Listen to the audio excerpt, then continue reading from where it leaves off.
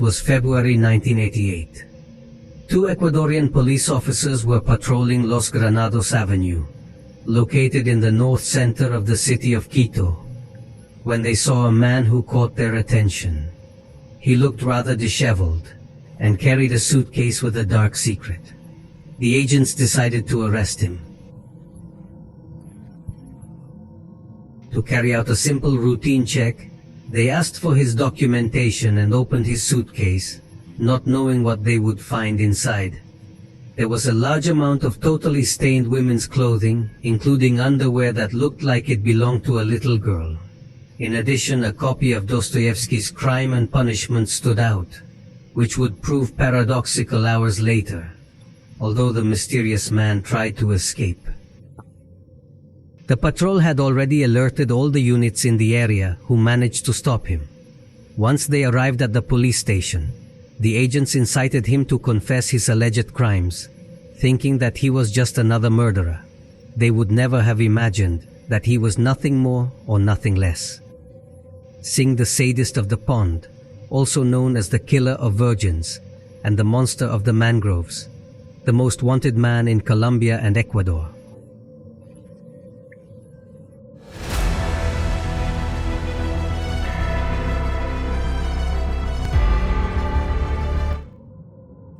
No, Daniel Camargo Barbosa was born on January 22, 1930, in the municipality of La Mesa, in the department of Cundinamarca, in Colombia.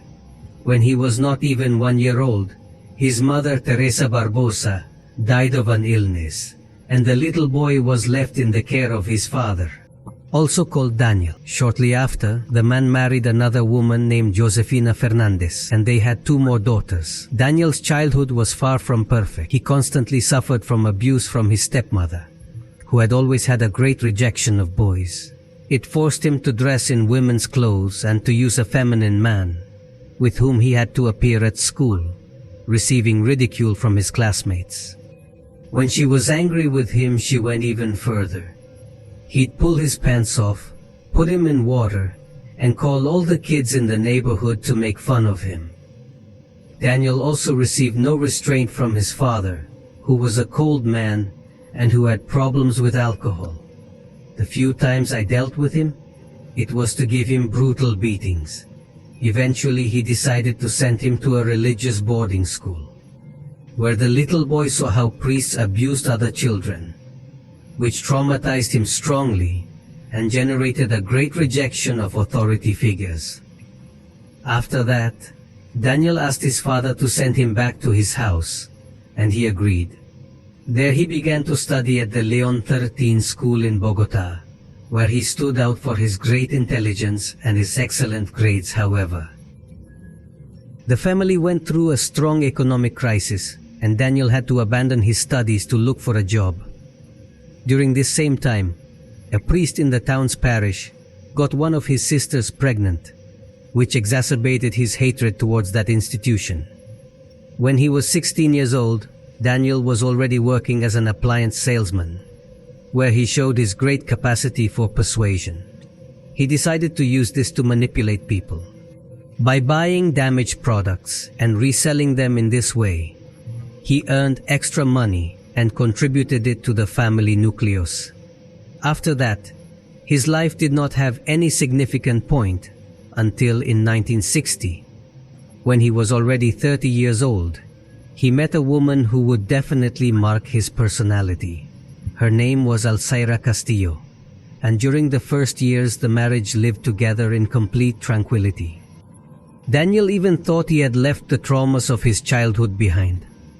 But one day in 1963, he decided to return home from work early because it was raining, and found his wife in bed with another man. He preferred not to cause any scandal, waited for his mistress to retire, and then took all his things and left. Inside, however, hatred had invaded him. He began to blame women for all the evil that had happened in his life. Shortly after, Daniel began dating a 28-year-old woman named Esperanza, who had told him that she was a virgin, something that was extremely important to him. However, When they had sex for the first time, he realized that this was a lie. Outraged, he asked her to reward him in some way. He told her that he had no experiences with virgin women and that if she helped him achieve this task, they'd be together forever. Esperanza agreed, took him to his parents' house and waited for them to leave to drug his two younger sisters and let Daniel abuse them. This wasn't enough. He said he needed more and that if he gave it to all the women he wanted, he would eventually marry her. It was then that the couple hatched a perverse plan. He himself consisted of that Daniel. He would pretend to be a security guard at a store, and upon identifying his future victim, he would accuse her of having stolen some product and detain her. At that moment, Esperanza appeared and pretended to be someone who wanted to help these girls not get arrested. He would take them to a cafeteria, where he would give them pills under the excuse of calming their nerves, and once drugged, he would move them to his home for Daniel to abuse them. The next day, when they regained consciousness, I would leave them at the door of their homes. This sinister modus operandi worked for some time, specifically with 5 victims, but the 6th girl woke up earlier than expected, and once she was left in her home, it didn't take long to alert the local police. From then on, the authorities began to monitor him, waiting for the moment to do what their duty. I entrusted them. In April 1964, Daniel was in a supermarket ready to capture another victim when a plainclothes agent began following him. As soon as he saw him talking to a young woman, he tried to stop him. But Daniel realized what was happening and managed to run away.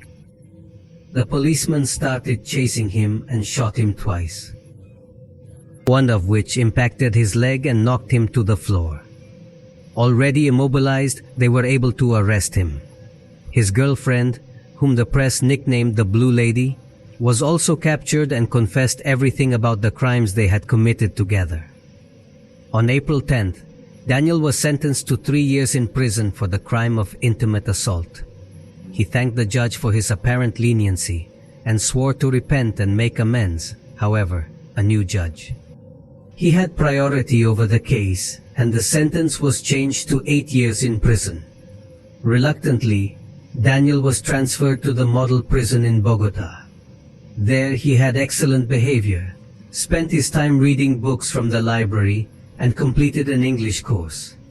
He was released in 1972, having served his entire sentence. From then on he was back on track, but his modus operandi.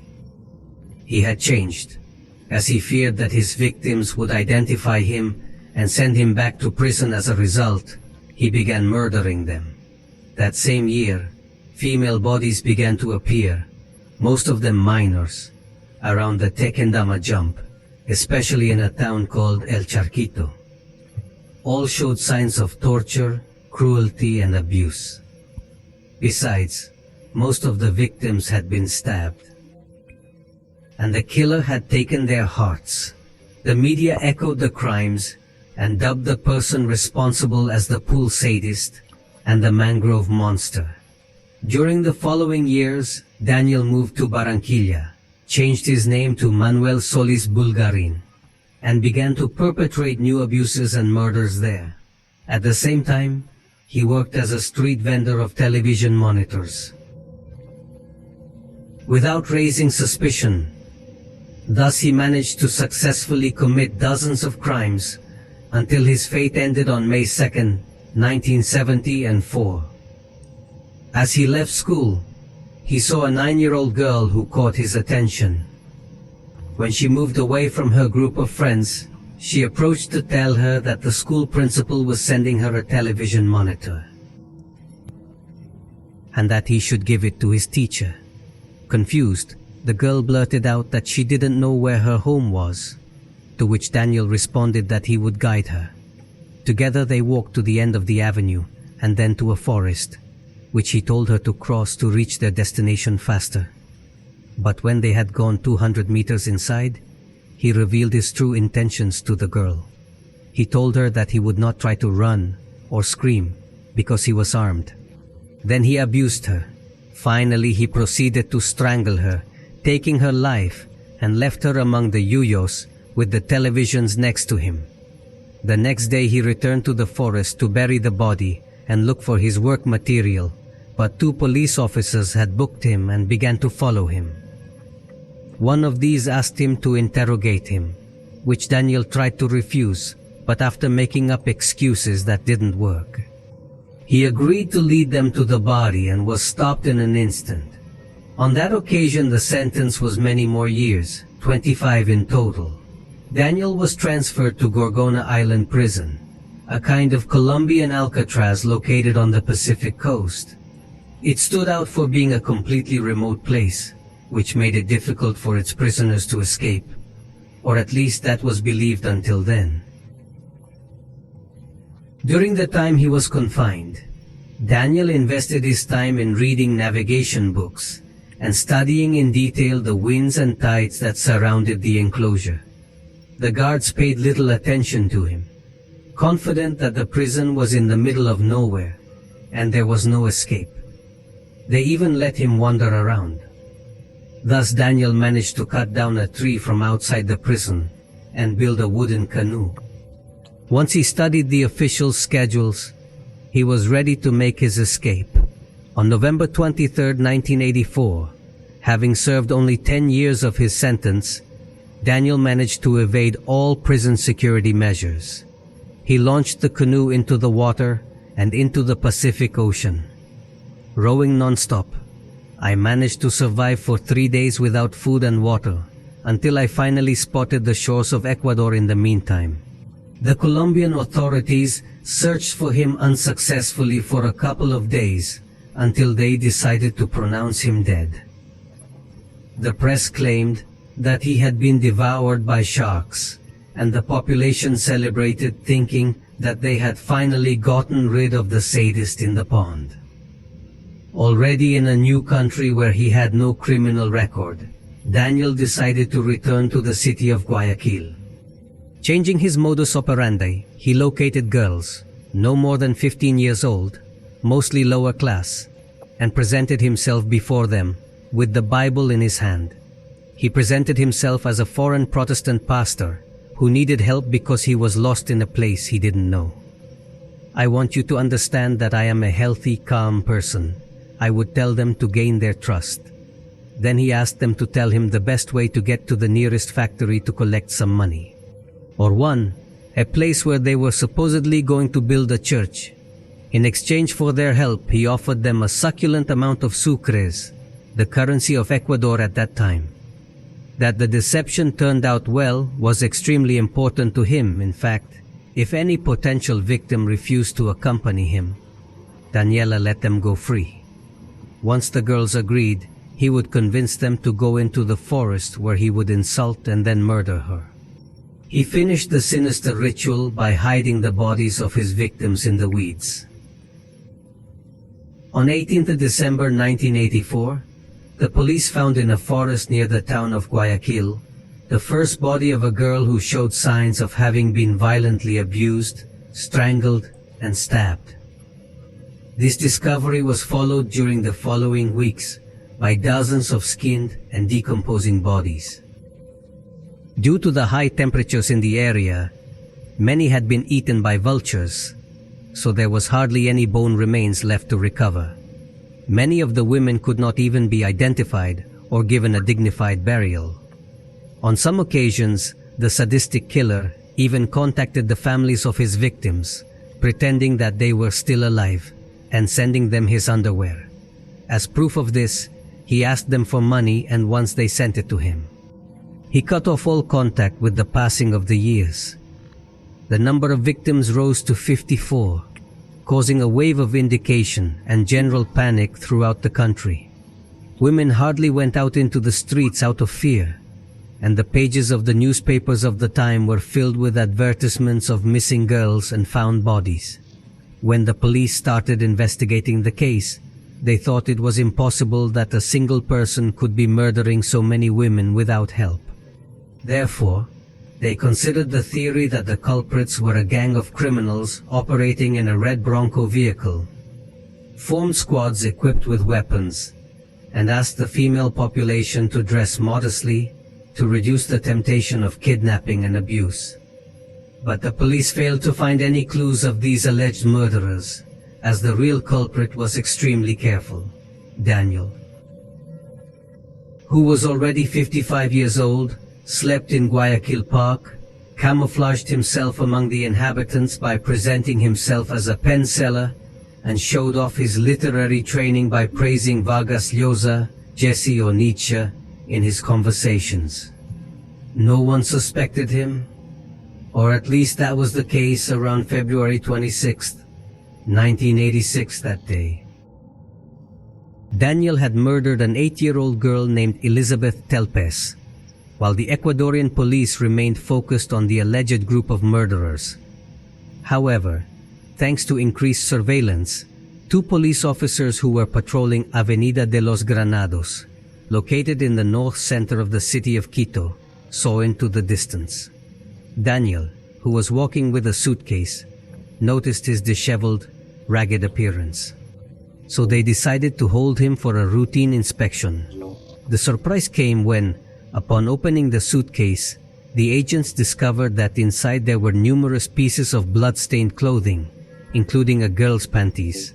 When the agent of the Pichincha Criminal Investigation Service notified him that he would be transferred to the police station for questioning, Daniel ran away, but the rest of the guards in the area had already been alerted and managed to arrest him. At the beginning of the interrogation, Daniel was reluctant to testify. However, everything changed when one of the agents threatened him by telling him those blacks are going to do the same thing to you that you did to the girls, referring to the prison law, an expression that was used in Ecuador to refer to abusers then suffering the same fate as their victims in prison. Daniel, begging not to be sent to that destination, decided to tell the whole truth. He recounted that he deceived his victims by showing them the Bible and asking for help. Having gained their trust, he took them to a place in the open field where he proceeded to commit the terrible acts. Finally, he confessed to having killed and murdered 71 girls and young people since his arrival in Ecuador. As proof of this, he gave completely incredible details about the victims. For example, he remembered their full names, indicated whether they had moles. What about the type of clothing or earrings they were wearing when you kidnapped them? In addition, he accepted to have fetishes, since he took certain elements of girls as trophies. But that wasn't all. Daniel boasted of remembering the identity of the more than 170 girls he had abused and strangled in the last 15 years during his stay in Colombia. He also agreed to cooperate with the investigators, providing the exact location where he had abandoned the bodies in Ecuador, which helped in the subsequent identification of more than 70 victims. His capture generated a great media commotion, since citizens could not believe that this skinny, elderly man was the author of the atrocious crimes, even though he himself had pleaded guilty. They finally had to accept that there wasn't a gang of murderers, but that the sadist in the puddle was the only monster. Behind those atrocities, from then on they began to wish him to have an atrocious trial. In February 1988, the first hearing was held in the Guayaquil court, where Daniel was accused of the crimes of kidnapping, abuse, and murder of 72 victims. The first testimony was from the psychiatrist who attended to him during his time in preventive detention, who declared that the murderer lived, according to a precept attributed to Bear, if you don't live dangerously, you don't live. Life only flourishes in danger. Life never flourishes in security. When everything is going perfectly, look, you're dying and nothing happens. Furthermore, he expressed that Daniel had been diagnosed with a psychopathic personality disorder and that he corresponded to the third of psychopaths, who are irrecoverable delinquents and systematic criminals. After the testimony of the professionals, they took the stand to testify some of the victims who managed to escape from their clutches. One of these survivors said that he was very strange and that he had convinced her to go to the forest crying, telling her things like, "Miss, I ask you in the name of our Lord, because I am an evangelical who does not harm anyone." It had been impossible for this woman to distrust a man with a slow voice and a Bible in his hands. Another girl explained that he looked like a helpless gentleman, very calm and calm. He had insisted that she accompany him, but not by force, for which he felt sorry and finally agreed. Finally, Judge Edgar Salazar Vera sentenced the puddle sadist to 16 years in prison. Since at that time the sentences were not cumulative and counted as a single murder, which resulted in the amount of time he received. The lawyer for the relatives of the victims was extremely indignant at the verdict, saying that it was a derisory sentence. While Daniel was convicted of 72 murders of women and girls, investigators believed there were actually more than 150 women. Based on the large number of cases registered in Colombia and Ecuador between 1974 and 1990. But since their bodies were not found, this was impossible to prove. After the verdict, Daniel was sent to the coastal prison, where he shared Zelda with another famous serial killer, the Andes Monster, who after his capture in 1980, he confessed to the murder of more than 300 girls and young people in Colombia, Ecuador, and Peru. His time in prison was not peaceful, since the sayings of A that the people who interrogated him came true. Many inmates tried to hurt him because of his record. Shortly after, he was transferred to the No. 2 Men's Rehabilitation Center in Quito, but it didn't last long, since karma knocked on his door, or rather, his bars. On 13th November 1994, a prisoner named Giovanni Arcesio Noguera Jaramillo entered his cell, threw him to the floor, forced him to his knees, and announced the time for revenge. This man was verified later as the nephew of one of his victims. He stabbed him 8 times, attempted to slit his throat, but ended up cutting off his ear. And he watched as he bled to death. Finally, after several minutes of agony, the puddle sadist passed away. He was buried in grave 798 of the El Batan Cemetery in Quito, a few blocks from the avenue where he was captured.